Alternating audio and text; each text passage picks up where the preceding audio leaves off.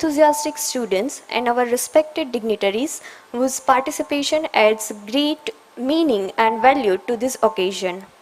Ganpat University is deeply grateful to its founders, donors, trustees, donor of land and the Constitution of India for giving the society and the country a great institution based on the philanthropic mission of Vidya Samajotkarsh, social upliftment through education. The GUNI family further acknowledges the contribution of all its stakeholders, including Government of India, the Government of Gujarat, all past and present members of Board of Governance, the Academic Council, the Finance Committee, the various bodies of Ganpat University, all its past and present office bearers, partners, staff members, parents and students. We sincerely thank each individual for their gracious contribution to helping us reach the forefront of social, cultural, educational initiatives and endeavors for the nation. As we commence the Atal Bihari Vajpayee Public Policy Talk Series, it is our privilege to extend a cordial welcome to Shri Pawan Agarwal, IAS Chief Executive Officer of Food Future Foundation, New Delhi, and former Chief Executive Officer of the Food Safety and Standards Authority of India, FSSAI, Government of India. We are delighted to welcome Shri Aman Singh, partner at De Chocolate Nutriment LLP. We are honored to have Shri Ganpat Bhai Patel, Padma Shri Patron and Chief and President, Ganpat University, the guiding light and source of inspiration behind this grand initiation, joining us all the virtually from USA. We are honored to welcome Dr. Mahendra Sharma, Group Pro Chancellor, Ganpat University. With this, we extend our warm welcome to each and every Senior Pro Vice Chancellor, Executive Registrar, Dean, Principal, faculty members and students present here. On behalf of Ganpat University and everyone present here, I take a pride in felicitating our honorable guest for today's event. With this, I request Dr. Mahendra Sharma, Honorable Group Pro Chancellor, Ganpat University, to welcome Shri Pawan Agarwal, IAS Chief Executive Officer of Food Future Foundation, New Delhi, and former Chief Executive Officer of Food Safety and Standards Authority of India, Government of India, with the GUNI stole statement of gratitude and memento as a token of gratitude and respect.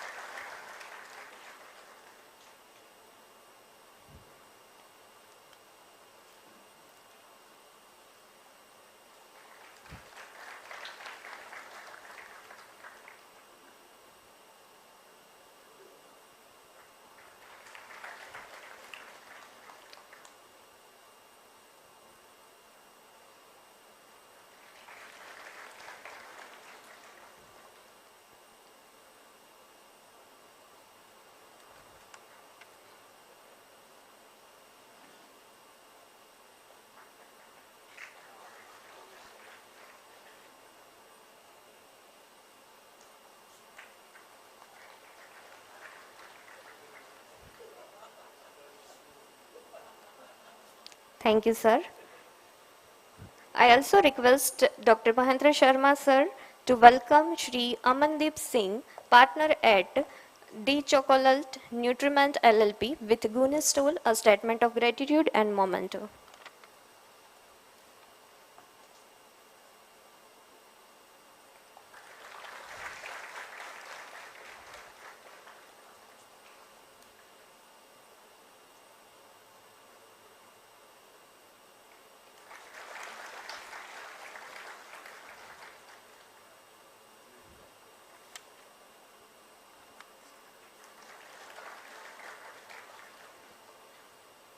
Thank you, sir. To begin this August session, it is my privilege to highlight a visionary leader and educationalist par excellence through his pioneer contribution to industry-focused education, international collaborations, and transformative academic leadership. Dr. Mahendra Sharma sir has played a defining role in shaping the university's journey of excellence. Now, may I request Dr. Mahendra Sharma, Group Pro Chancellor, Ganpat University, to kindly deliver the inaugural address. Please, sir.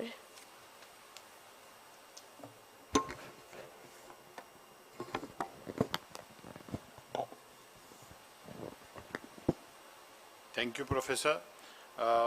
Very good morning to one and all who have come here for the very important Atal Bihari Vajpayee Public Policy Lecture Series of the university.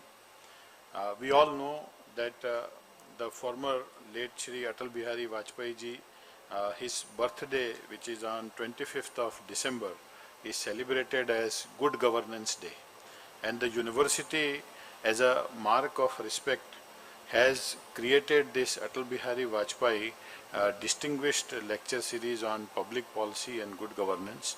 And as a part of this, we are very fortunate that today we have with us Shri Pawan Agarwal sir, a very distinguished bureaucrat who has led the country on several frontiers during his 36 years of illustrious career.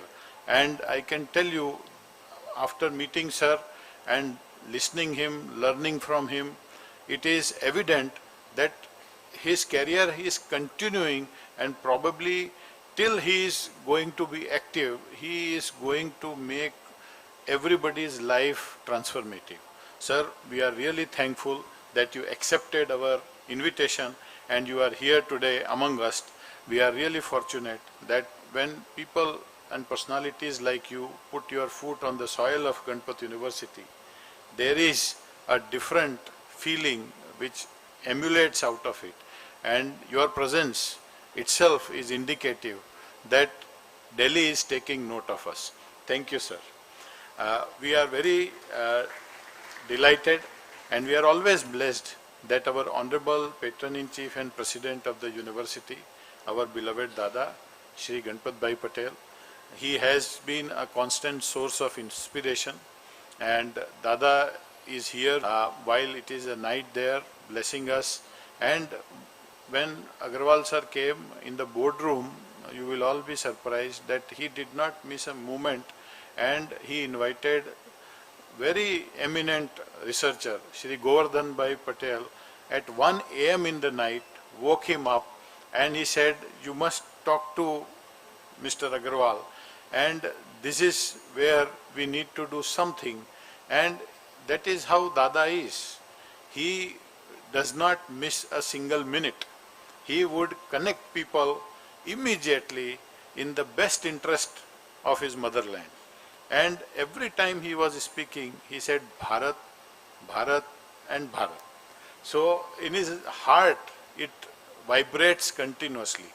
Thank you, Dada, for joining us. Though it's late in night, I know it doesn't matter to you. You are dedicated to the cause of education for the country. We have with us our board member, Shri Jayanti Bhai Patel. Thank you, Jayanti Bhai Sahib. We wanted you to be here physically, but somehow we are happy to see you online. Thank you for joining us, sir. We have with us our own alumni, an entrepreneur, and who is always passionate about food, Amandeep. So we are really thankful to you, Amandeep, for coming here. And we need such passionate youngsters and individuals who think about talking about a particular area which is of their passion, and bringing it to the youngsters. As all of us know that 9th and 10th October, the regional round of Vibrant Gujarat Summit is going to happen at Ganpat University, and the top sector which the government has selected for North Gujarat, the 6 districts, is agricultural products, food and related. So this is going to be one of the key investment areas, and it is important that entrepreneurs and everybody who are engaged in this sector are brought into a single platform. And it has naturally happened that while Agarwal sir is here, who is CEO of Food Future Foundation, New Delhi, and we will soon know his passion and what he is doing, apart from what he did over the years at different levels in the government. But food is something which is very important turning point for our country, because we have 16% of the global population living within a limited land area in India. So when we are having such a trivial issue, it has to be addressed with lot of passion, and it has to be looked into meticulously, because food is related to health and health is related to everything else. So this interconnectivity is significant at this turning point of history for us. So while we will be talking, sir would be speaking extensively. We have other distinguished personalities with us within the GUNI family. Our Senior Pro Vice Chancellor, Dr. R.K. Patel, our Executive Registrar, Dr. Girish Patel, Dr. Saurabh Dave, PVC, who has joined online. He is looking after Goa. We have Dr. Morvi Vasavada Madam, Executive Dean for Agriculture and Food Sciences, Dr. Praful Baradia, who is Executive Dean for Pharmacy, Senior Director, Dr. Subrat Sahu sir. He looks after accreditation, rating, ranking of the university, and all the senior professors, organizing team, and my dear students. While we are meeting here for this distinguished lecture series, I am reminded of a quote by W.B. Yeats, and he said, "Education is not the filling of a pail, but the lighting of a fire." And we have amongst us a leader, Pawan Agarwal sir, who has lit many such fires of transformation and government in education, in governance, in food systems, and in public policy.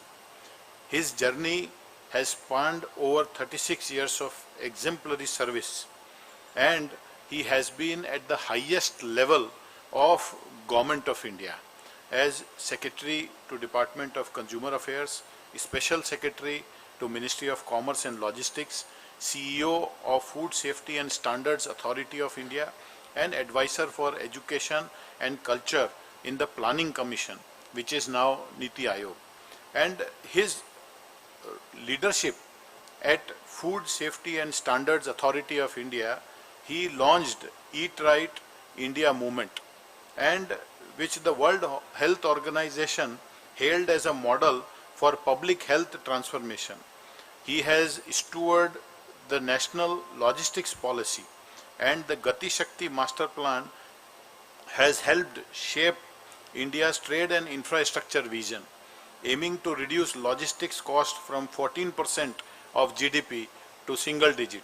We recently had a conclave in Delhi, and the same theme was talked about extensively, how it can be brought to 9% of the GDP, which is the major logistics cost.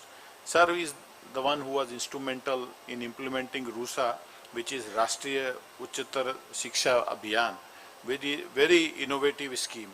And this is how today, while he is here, you can learn from his experience and his dict all the features that, well, I refer to his profile, I can tell you that actions speak bigger than what a man is thinking.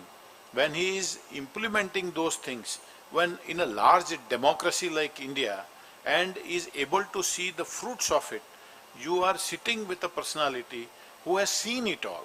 And when he brings it to you as an experience in 1 hour, it's like you are going to read the experiences that he has gone through while implementing it, while thinking, exciting people, innovating around it. Those experiences you will feel while sir will be talking to us. And in the boardroom, he spoke extensively about the new mission he is working on, and he has curated, he will be talking about it, but 7 habits of improving the health of kids. And this is one of the most significant part. So Dada used to talk about, during COVID, he came out with a campaign, said how not to be hospitalized. So he said, let's talk about bringing Moringa, which he was talking about. So we trained 5,000 rural housewives on how to use Moringa in day-to-day consumption. And we planted around 10,000 Moringa trees during that period. And the campaign still goes on. Campus still has more than 12,000 Moringa trees. So it is a significant part that when such kind of thought processes are spiraling, implementing those projects and excitingly participated by all the stakeholders, it is transformation.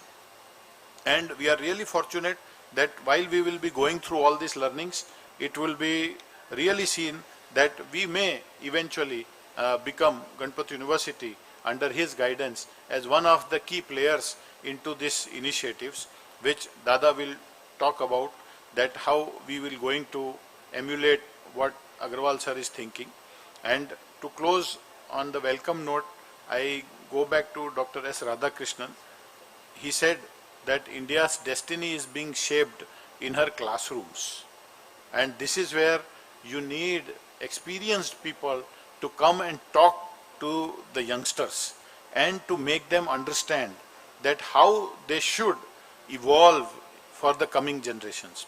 So on this note, I welcome Pawan Agarwal sir to the campus for this distinguished lecture series, and all the students and all the faculty members who are joining us today, and all the distinguished guests who are with us today for this lecture series. Thank you very much.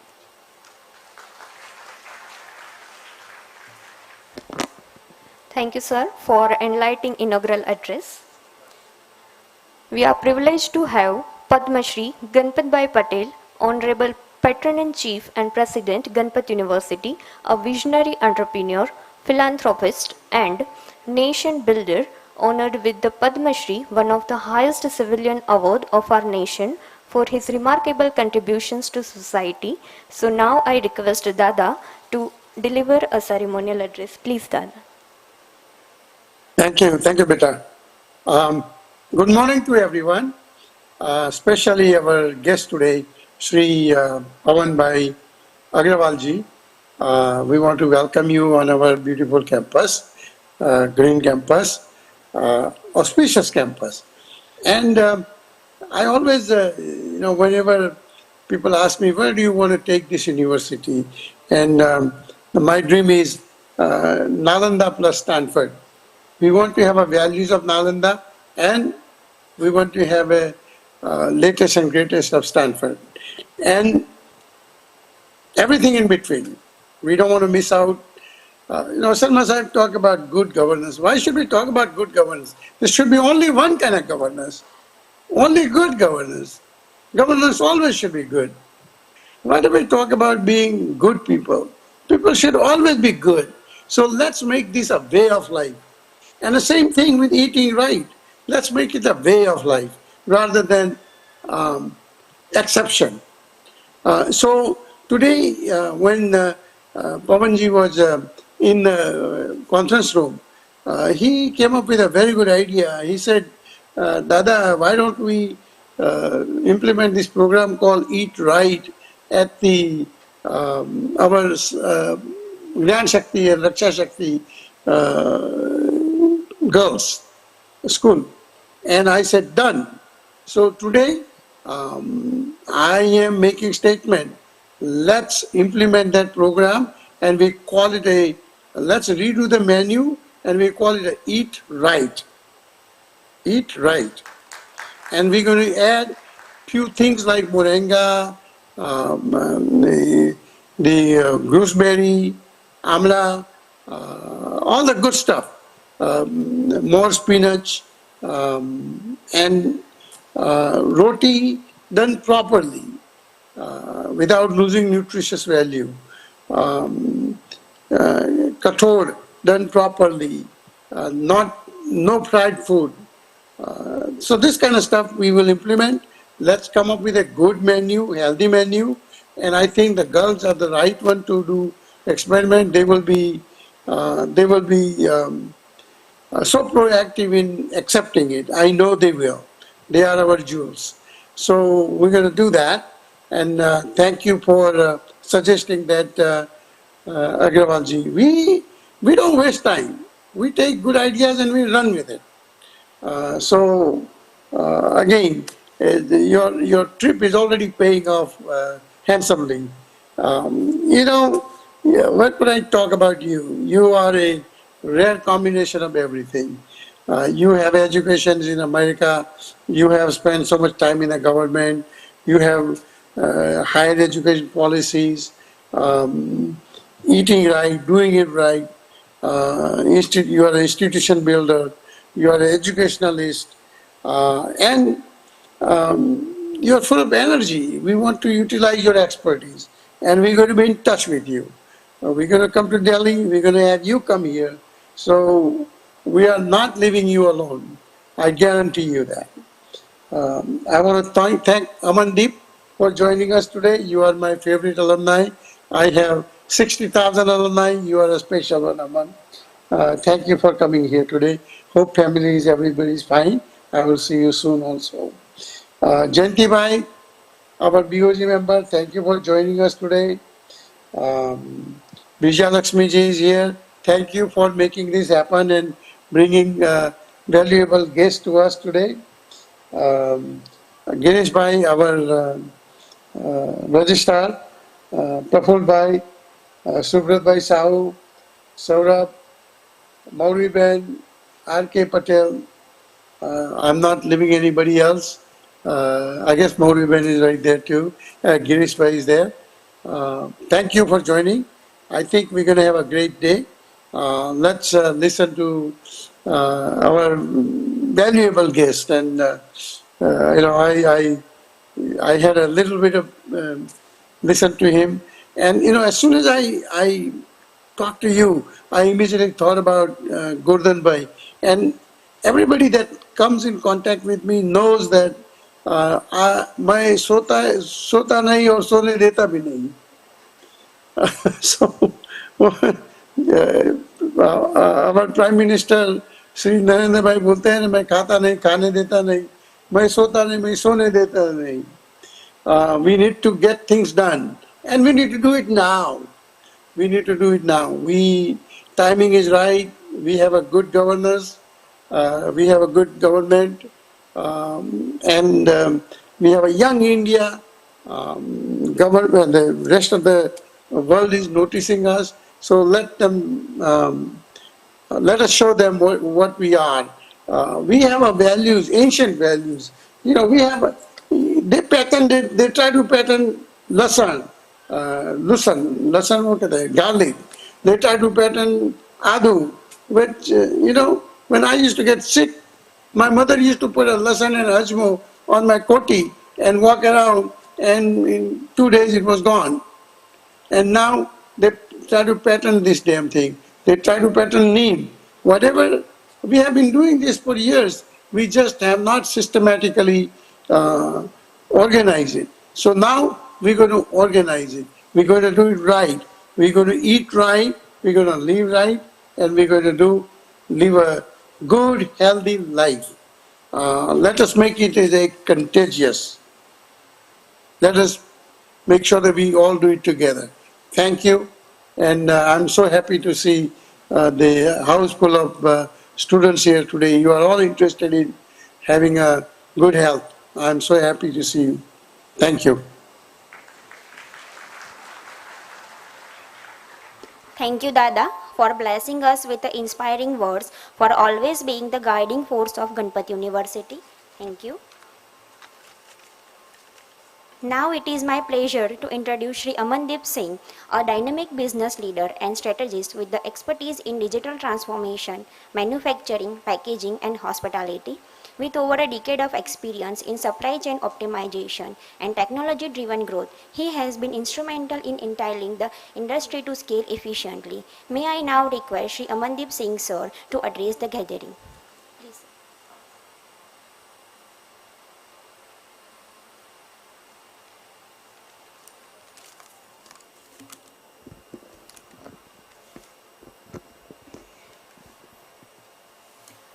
Very good morning to everyone.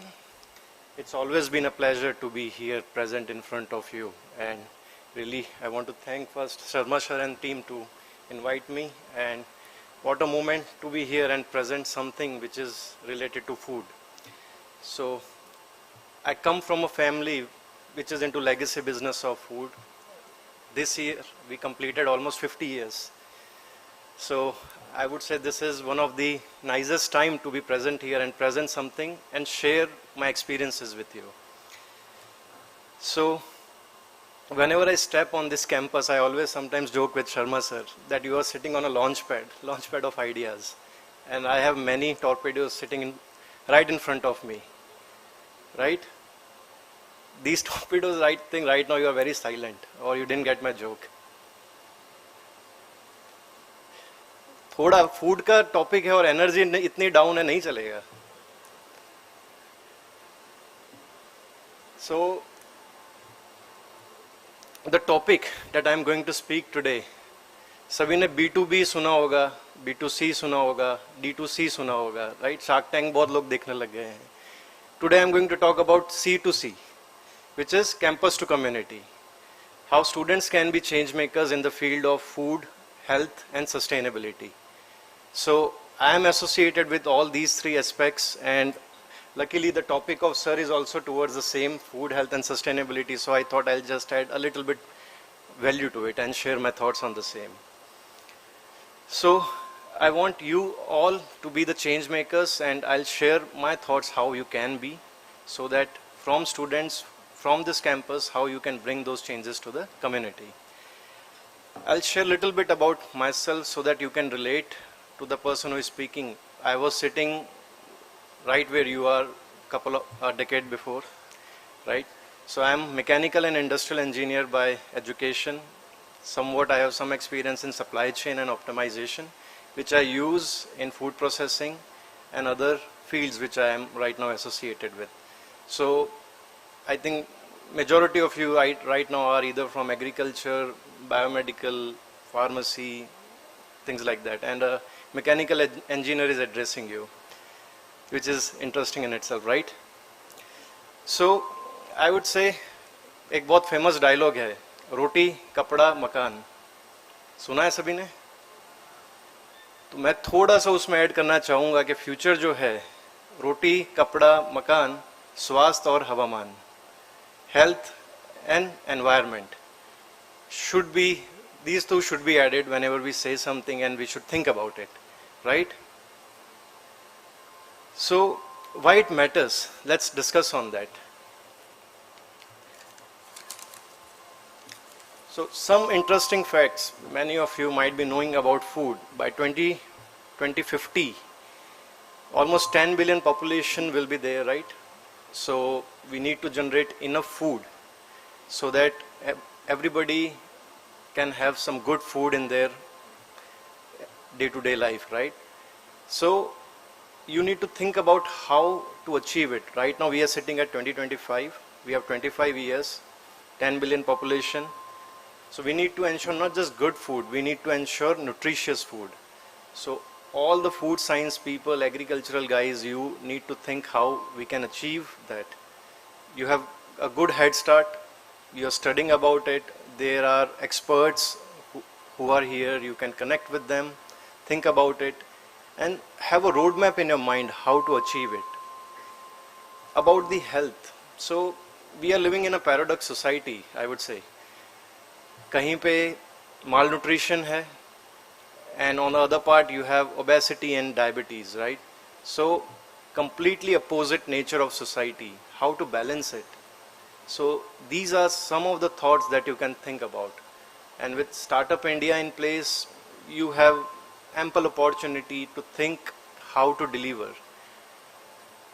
Work cross-functionally, that's what I always encourage to my team as well, because people coming from one background, they work in silos, but when you work cross-functionally, your horizon of thinking increases exponentially. So always make a team so that everybody, bring different set of ideas and you kind of deliver some value on it. Sustainability. So climate change is already here, right? सितंबर में मुझे याद है 10-15 साल पहले कभी बारिश होती नहीं थी यहाँ पे. So it's right here. We should accept it and we should work towards it. What best we can do. So let me talk something about the policy pathways. We as a students, how we can be change makers, can do something about it. So I briefly talked about from food security to nutrition security. And the best example during this G20 meet which Government of India did was millet program. So it was not simply a branding, it was more towards aligning our traditional grains to be recognized by the world. So you students can think about how you can work with different millets. They have really good nutritional value. Dada talked about moringa. So even during for chocolates we do get requests from different clients. Can you mix moringa with chocolate? Can you mix different millets with chocolate? So we work on different NPD products like that. So you can think about different products, and it can be a trendsetter in the country as well, because these days are days of e-commerce. You have 10-minute delivery systems, very well pronounced and defined in the country, where if a product is good, it will be taken off the shelf like anything. So you can think about these things. Second is preventive health, not just treatment. So when Sharma sir told me about give some lecture, I thought about an idea, and I have been associated with startup culture for a long time. So let me give you one idea which you can work on. How about developing a wearable device for everyone on the university, so we can track the health, how many steps you are doing, what's your SpO2 level. So these are the things that we need to work on. Anyone, if you are interested, you can work on it. It can be an incredible idea. GUNI can be first of its university in the world to have something like this. So this is something I would like to talk about. Anyone who is interested to work on anything which is related to food, I am easily approachable. You can connect with me if you want to work on any idea. I am right here with you. So with this, I would like to thank you. Have a good time. Yeah, thank you.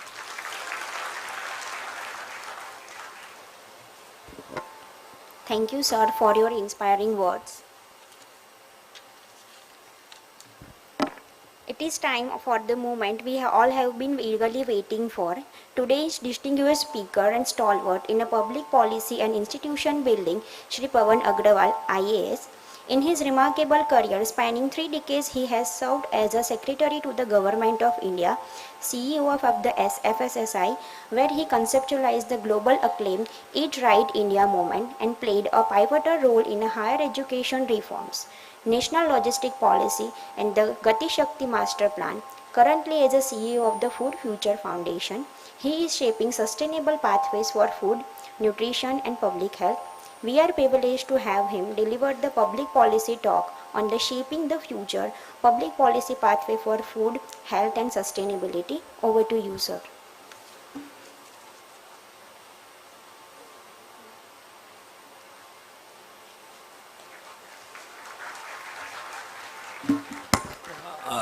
Very good morning, friends. Hello.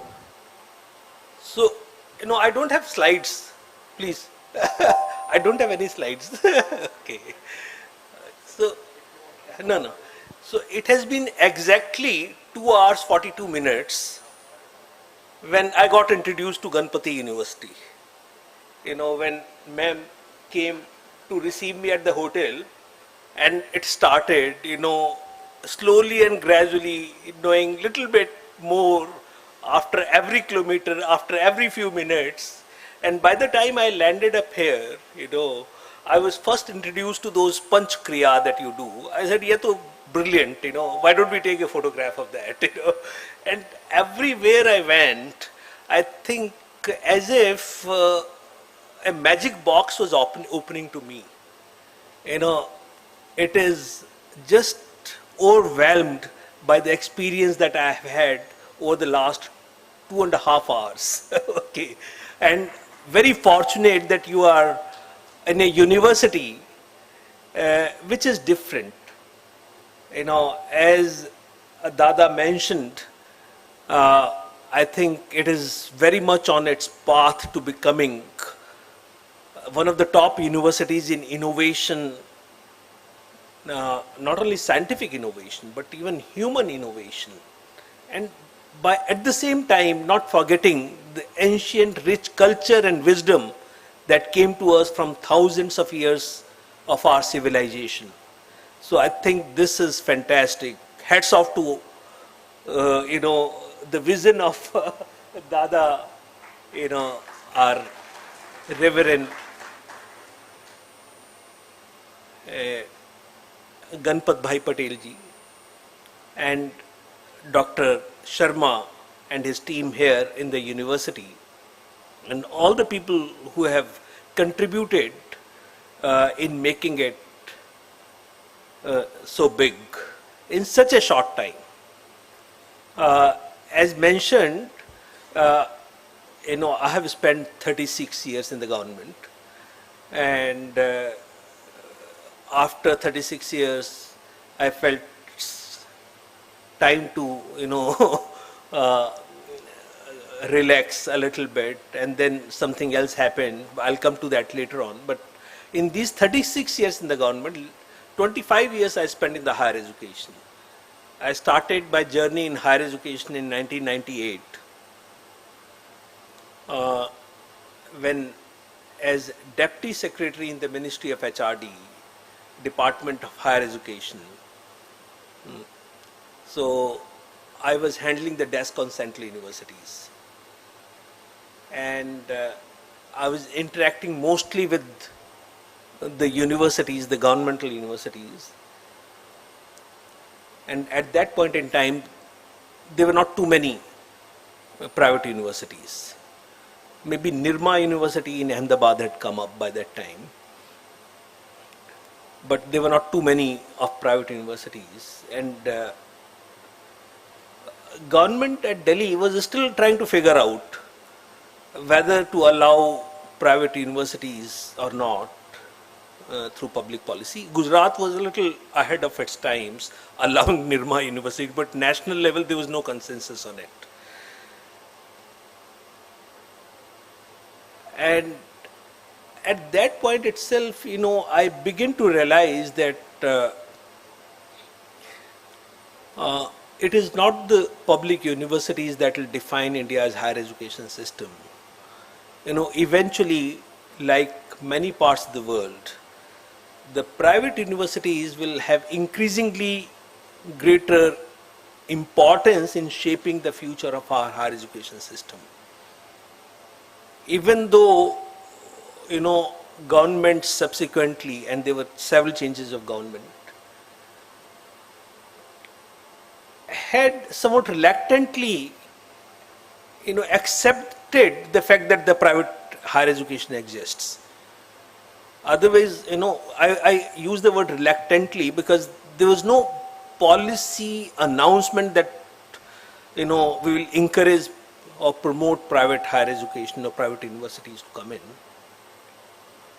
And in many ways, the private higher education in India was the defining,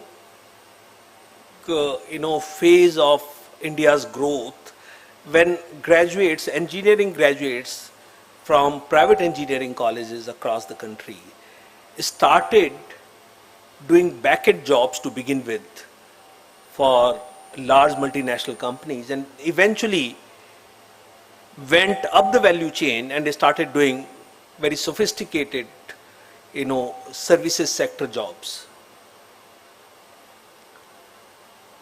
And today we are in this university, I can see something else happening.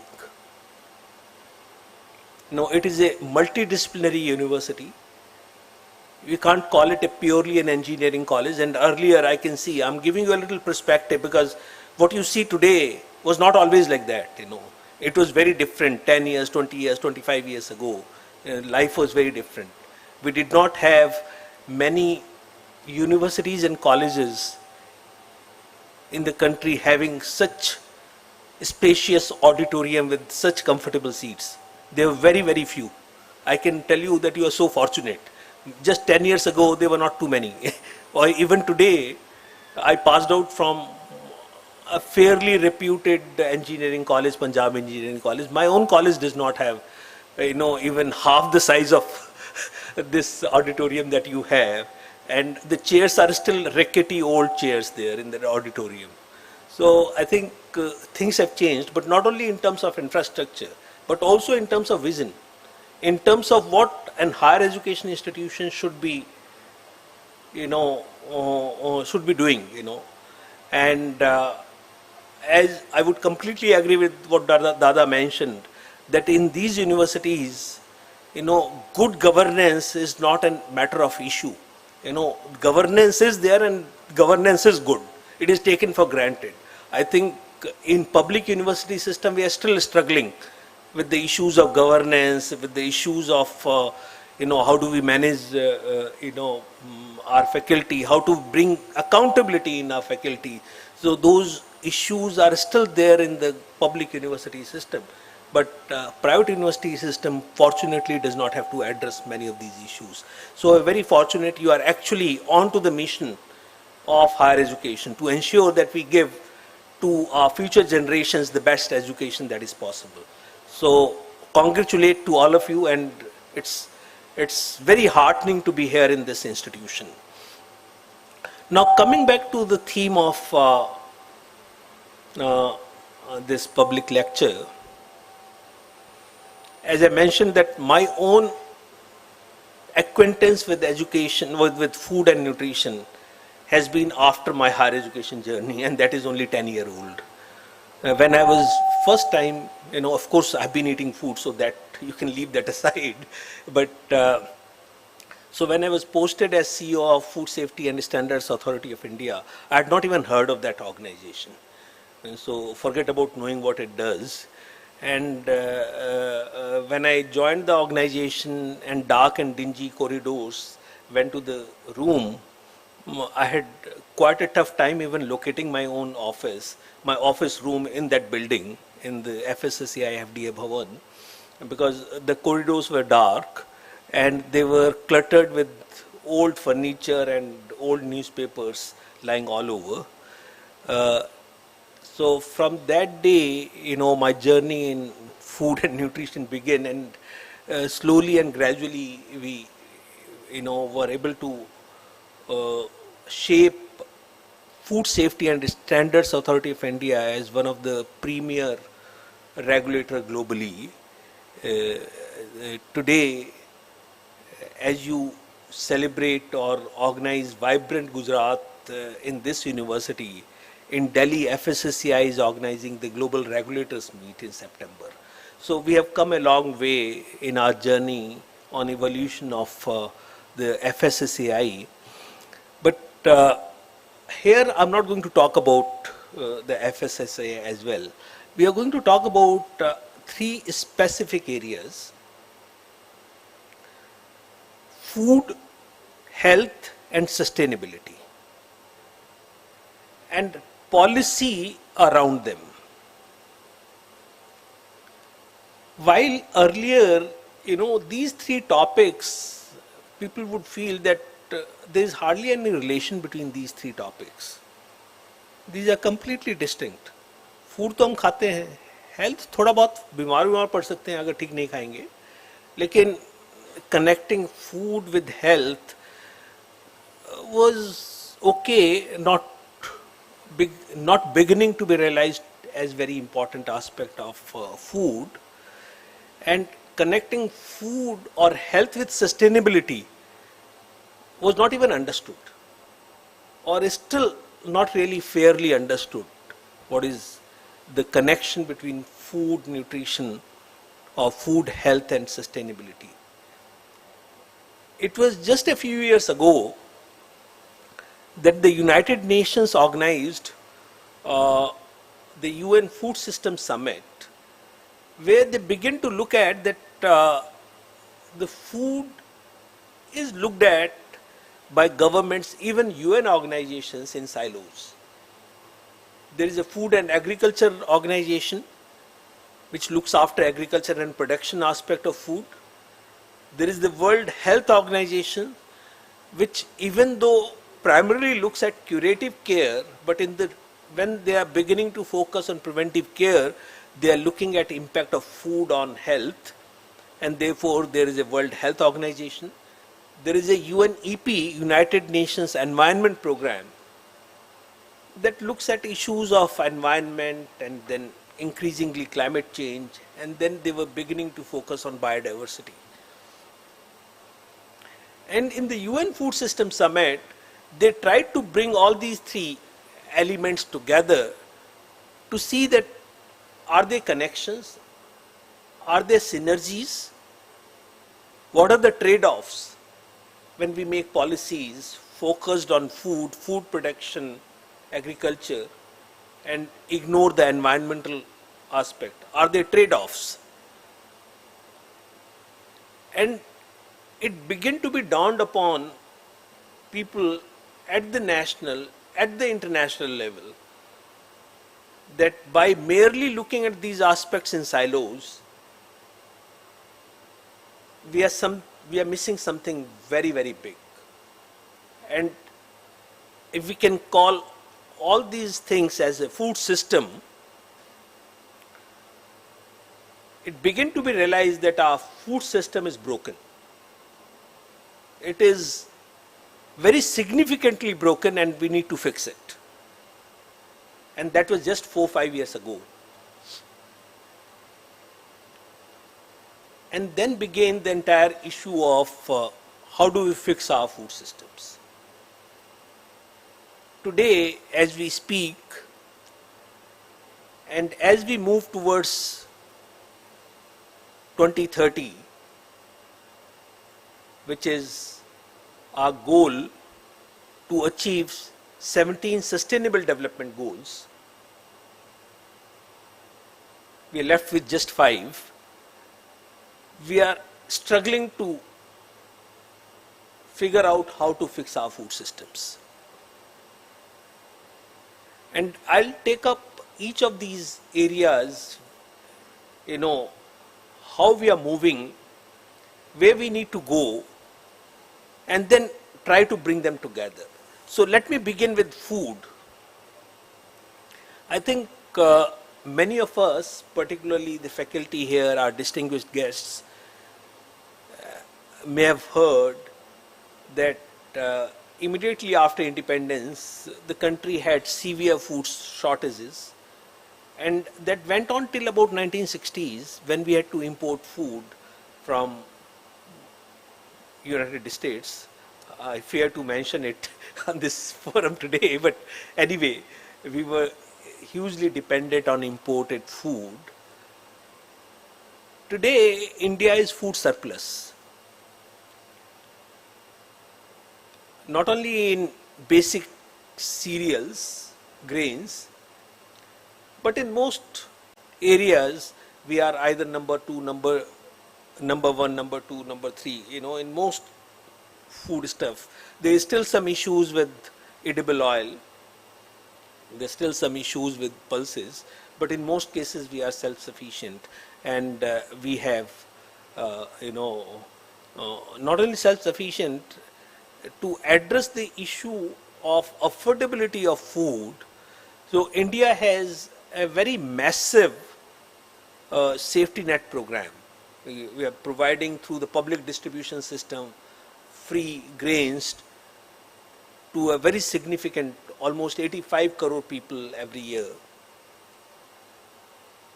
We are also have the school meal programs that cater to a very significant population of students in schools, government schools. So the food security issue is by and large addressed. We still have issues of malnutrition in pockets. There are certain concerns about stunting and wasting which continue to be bothersome. But overall,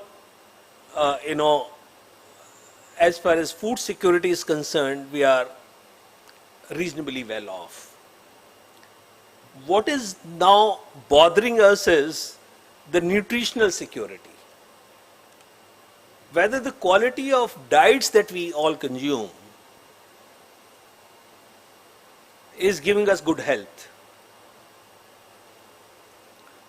And this is not only what is happening in India, this is a global phenomenon. Every 4 years, there is an international conference, international congress that is held on nutrition.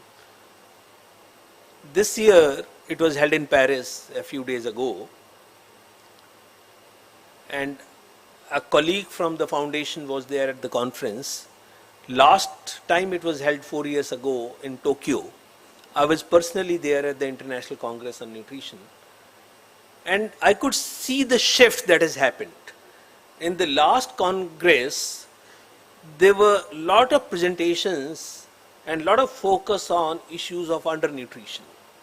In this conference, there were huge shift.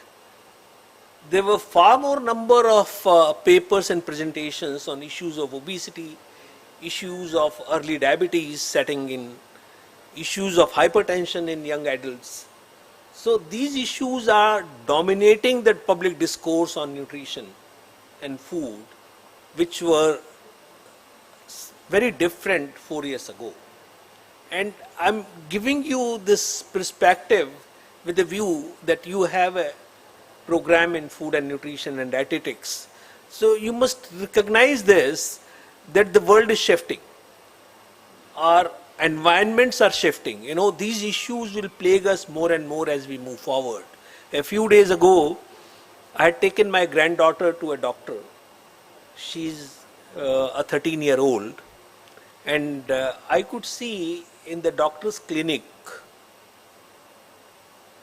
many girls with their parents, either very obese or they were having early periods, you know, at the age of 8, 9. They were suffering from what is called as PCOS, which were unheard of just a few years ago. It is because, you know, our diets are changing because of continuous exposure to packaged food that is being promoted by large food companies. And our understanding of what food we should be having, the narrative of food is primarily dictated by them, because we do not have a very robust dietary counseling services in the country. You know, dietitians are far few, and they are marginalized profession in the entire system of professional availability in the country.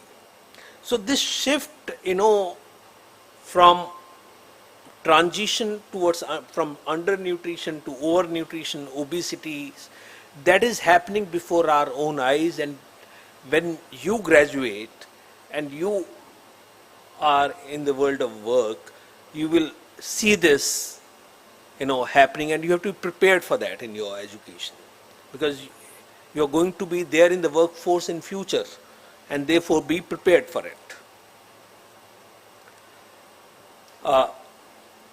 You know, I think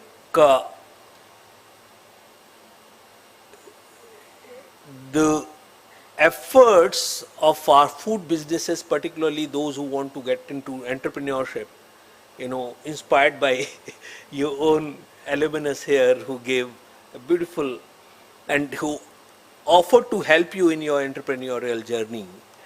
We have to not only see the market for the food products, but increasingly they'll be focused on health and wellness moving forward, and that segment will increasingly become bigger and bigger, you know, as we move.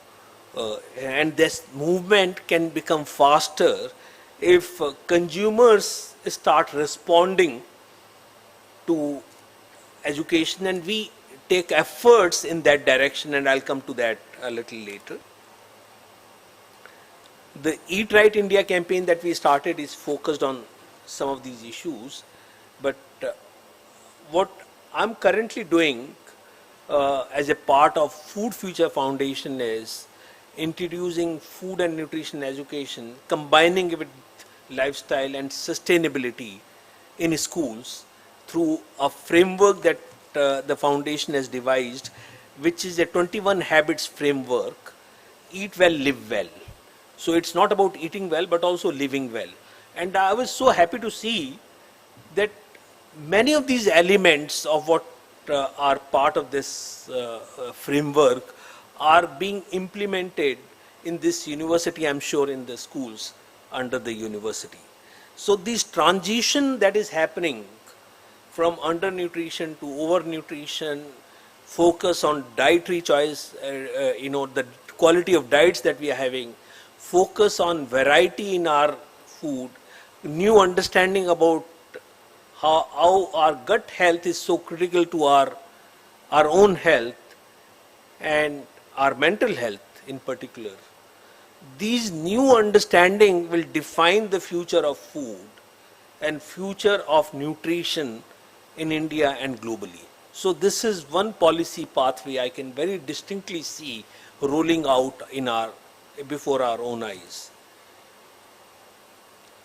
Related to that is the health policy pathway. Even though 2017, the National Health Policy talked about preventive health care as one of the 4 foundations of public health in India. But we all know that preventive health is more of a lip service than anything else. We continue in our public policy, in our public spending, focus on curative health. When we talk of health, what comes to before our eyes are hospitals, doctors. I don't think we see dietitians and good food when we talk about health. Slowly it is changing. This change is not as rapid as it should be. It is changing in society, may not be in the government policy. I think you mentioned about wearables, that people are concerned and they can now figure out your sugar on a continuing basis. Your pulse rate can be monitored. So wearable is an effort or is a movement towards preventive health care. Diagnostics on the move, that is what the wearables are. So a whole lot of shift is happening in healthcare, from curative care to preventive care. And as our societies age, we are, making that transition where currently we have a, youth bulge. Soon we'll be shifting on the other side, and when you will have more and more elderly people in our society. As they begin to live longer, the big focus is going to be how do we ensure that these elderly people like me, we continue to be living in good health. So that is going to be elderly care and elderly health care, and ensuring that they live healthy lives is going to be a big focus of health policies. This is happening in many countries where the transition has already happened. It will begin to happen in India as far as healthcare is concerned. Sustainability policy pathways. I think so far we do not even realize that how food we eat impact climate change. How many of you can connect food we eat with climate change? Can you raise your hands? Only in the front row. Okay. I think it is a little difficult to understand, and let me confess, till about 2 years ago I also did not understand it well. I don't even claim that I understand it very well even today, but some of the statistics is very clear. And one data point is that 30% of greenhouse gas emissions, if you understand the concept of greenhouse emissions, how it is causing, I mentioned about we having too often rainfall. And 2 days ago, when I was I was taking my granddaughter to a doctor, I had to wait for 45 minutes because in front of my house, Yamuna had come to the lanes and by lanes of of Delhi. So we could not step out. There were knee-deep water in front of our house. And this is not only Delhi. I think this is happening across the country. That incessant. Did you hear of so many cloudbursts? Of course, you are in a very safe place. You are not in this area, but in Delhi we are very worried. If there is a cloudburst, there may be overflowing of Yamuna, and it may come into the streets. And I think people who stay in Uttarakhand and Himalayan region, they are continuously worried about landslides. So all this is happening because of climate change, and this is because of the greenhouse gas emissions. And I think in your own education, you need to start understanding that connection. Because unless you begin to understand that connection, you will continue to take it कि क्या करें हम लोग, ये हो रहा होगा कुछ connection पहले. So सबसे पहले तो in our education system we need to understand that connection between the choices that we make every day, including choices about food. We are not talking about choices about energy consumption, about the transport we use, but we are talking about our food. So if 30% of the greenhouse gas emissions is from food production, then obviously we should be eating food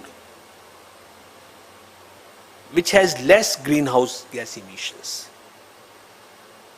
And that food, so which foods have very high greenhouse gas emissions? Any guesses? I think you referred to millet. Do millets have high greenhouse emissions? So greenhouse gas emissions are in fact from environmentally sustainable crops, they are less greenhouse gas emissions. Crops that use less fertilizers, crops that use less water and therefore less energy, there will be less greenhouse emissions. On the contrary, rice cultivation, for instance, there is a lot of water that is used. When we eat meat, particularly red meat, there is a huge water that is used in production of red meat, so very high greenhouse gas emissions. So therefore we make choices of food where you reduce greenhouse gas emissions. Another element of sustainability are biodiversity loss. There are about 4 lakh plants that are documented. Out of them, 30,000 plants are edible plants. But what do we actually eat? Most of the time we are eating 8-9 plants. That's it. So if you look at your menus when you go for lunch, you will say कि वो 8-9 plant ही हम खा रहे हैं, कल भी वही खाया था, आज भी वही खा रहे हैं, चाहे 30,000 है. So obviously what you eat defines what farmers grow, and if farmers grow less variety, तो बाकी variety तो गायब ही हो जाएंगी ना, extinct हो जाती है वो. Extinct हो जाती है तो the biodiversity loss also contributes to greenhouse gas emissions. There is a direct connect between them. It also, deteriorates the soil quality. And there have been big movement, around the country and globally, that how do we ensure soil health? Because if we are using too much of fertilizers for producing our food, the soil health is completely damaged. and it is not known whether we can actually be able to grow our food for all times to come. So soil health is also very, very important. So there are multiple ways that people are beginning to realize that our food choices impact sustainability, climate change, biodiversity, soil health, and in many of different ways. And this is going to be another policy pathway that will slowly unfold before your own eyes in the coming years and coming decades. Therefore, what can these policy pathways are for the government to figure out or bother about. What you as an individual can do about it. What is it that as students, or even if when you go into the world of work, what can I do as a citizen? And the good news is that there is a lot that you can do about it. This entire, eat well, live well is basically a framework that we have prepared for small little changes that you can make in eating well, which will not only include, that you are eating the right food that helps your body to grow and thrive, but also take care of the planet, but also eating it in the right manner. There is now new research that shows that what you eat is important, but how you eat is even more important. And therefore, eating it, slowly, chewing it well, being in a good state of mind while eating, गुस्सा नहीं करना है खाते हुए, वो खाना हजम ही नहीं होता है, वो कुछ टॉक्सिक हो जाता है अंदर जाकर. सो उसका कोई साइंस नहीं है. वो साइंस है लेकिन उसकी साइंस बहुत अच्छे से अभी we don't really know, but now people are figuring out that how your state of mind determines the impact of food on human body. And in some ways, these new findings will also dictate the pathways that science and knowledge will take in coming years and coming decades. So I leave you with this thought that today you are sitting in these comfortable chairs, sitting in this big hall, part of this beautiful university. I think you must be thankful to everyone that has enabled that to happen, particularly to Dada, Dr. Ganpat Bhai Patel and all his vision. But he started from a very humble background and he built it. You have a responsibility. And I think they can be from amongst you many new institution builders, who can foresee the future and build greater lives for yourselves and greater lives for the society at large, and make that change happen. So I would at the end like to thank the university for giving me this opportunity and such a mind-boggling experience over the last 3 hours in this university. I look forward, Dada, for a long association with the university in helping you to shape your own dream. Thank you very much. Thank you.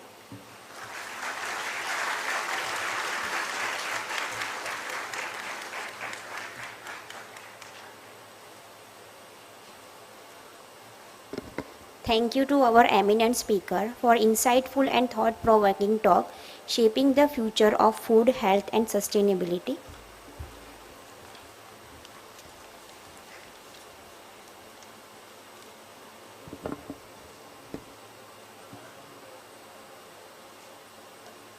As we conclude this enlightening session, I extend my heartfelt gratitude to our eminent speakers, distinguished guests, board members, faculty, industry partners, and our students for joining us today. Special thanks to Shri Pawan Agarwal sir and Shri Amandeep Singh sir for gracing us with their presence and insights. We also extend our heartfelt gratitude who spared their valuable time for joining us virtually. We also thank Dada, Dr. Mahindra Sharma, Dr. R.K. Patel, Dr. Girish Patel, Dr. Morbi Vasauda, Dr. Vijaya Lakshmi, Dr. Subrat Sahu for their blessing and guidance. Thank you everyone for making this event a grand success. We conclude this event with a GUNI song. I request everyone to rise in the honor of GUNI song.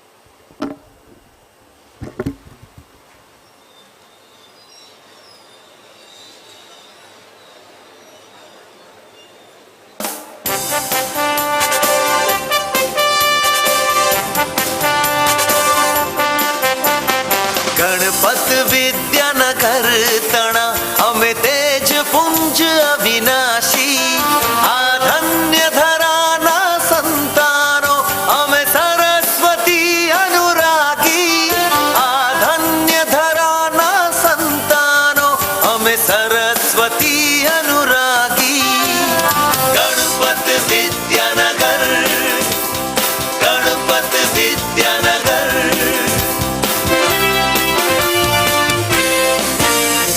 नवचेतन अम पगले प्रगटे आलस जड़ता त्यागी युग युग नांधार हरती नान जोत अहि जागी युग युग नांधार हरती नान जोत अहि जागी गणपत विद्यानगर गणपत विद्यानगर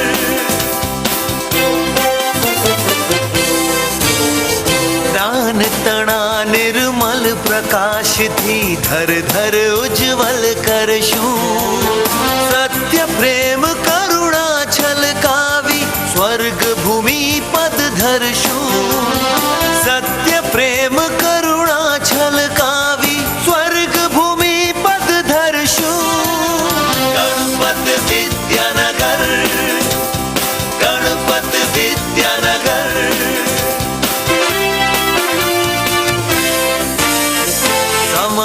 समाजनोत्कर्ष साधवा हमें विद्या ने आराधी रहे न कोई दीन अकिंचन क्रूर दुष्ट हतभागी रहे न कोई दीन अकिंचन क्रूर दुष्ट हतभागी Ganpat Vidyanagar Ganpat Vidyanagar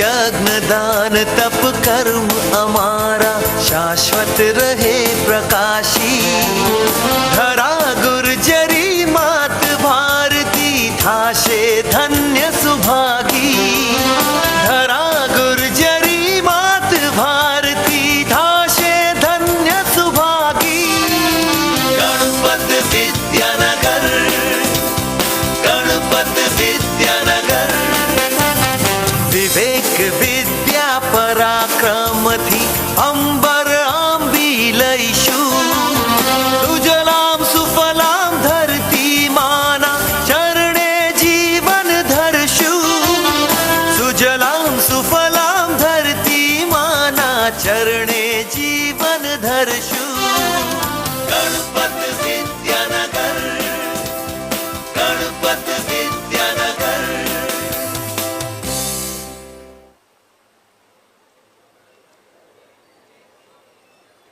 We request everyone to please be seated for a while.